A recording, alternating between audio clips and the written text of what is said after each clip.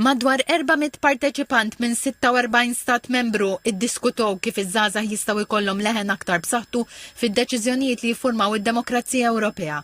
Fil-ftuħ tal-Konferenza tal-Kunsill tal-Ewropa tal-Ministri responsabbli miż-żgħażagħ, il-Ministru Clifton Grima qal li ż-żgħażagħ għandhom il-ħila jġibu bidla dinamika imma sostna li dan isir billi jingħataw il-ħiliet neċessarji. Aħna ressaqna l-qudiem dak li huma prioritajiet differenti, iż-żgħażagħ kienu fuq quddiem neta dik li hija l-aġenda tagħna żgħażagħ li mhumiex biss il-futur ta' tal-pajjiż u tal-Ewropa imma anke il-preżent. U allura meta wieħed isemmi eżempju bħal Vot 16 bħal fatt li għandek anke l-Youth Advisory Forum fejn hekk iż-żgħażagħ huma involuti f'dak li huwa l-proċess li permezz tiegħu jittieħdu diversi deċiżjonijiet, allura huwa ta' eżempju għal diversi pajjiżi kif iż-żgħażagħ għandhom ikunu involuti mhux għada imma llum.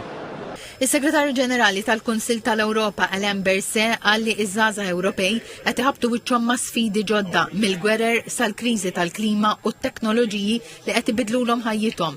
Saħaq li d-demokrazija trid twieġeb għalihom parteċipazzjoni akbar. Il-President tal-Kunsill Nazzjonali taż-Żgħażagħ Xeri Sultana qalet li l-fatt li ż-żgħażagħ huma parti minn din id-diskussjoni u pass konkret lejn bidla reali. Hija importanti ħafna li jkollna ż-żgħażagħ tagħna ma' dik il-mejda, hija xi ħaġa inkredibbli għaliex għax din ilha sseħħ 13-il sena u l-fatt li ħajkonna żgħażagħ qegħdin jiddiskutu anke ħdej il-Ministri tagħhom. Jiġifieri l-ħin waqt li nkunu qegħdin nitkellmu mhux biss tal-Ministru imma anke taż-żgħażagħ.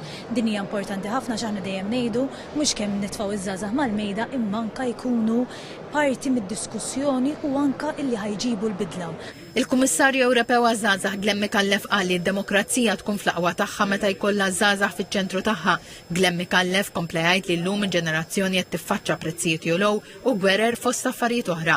Fl-għeluq tal-konferenza l-Ambaxxatur Francesca Camilleri Vettiger sostniet li kien hemm bżonn kuraġġ u determinazzjoni biex terġa' titlaq għall-konferenza u l-adozzjoni tal-aħħar dikjarazzjoni mhix biss kliem imma sforz ġenwin biex il-parteċipazzjoni taż-żgħażagħ tkun kif għandha tkun.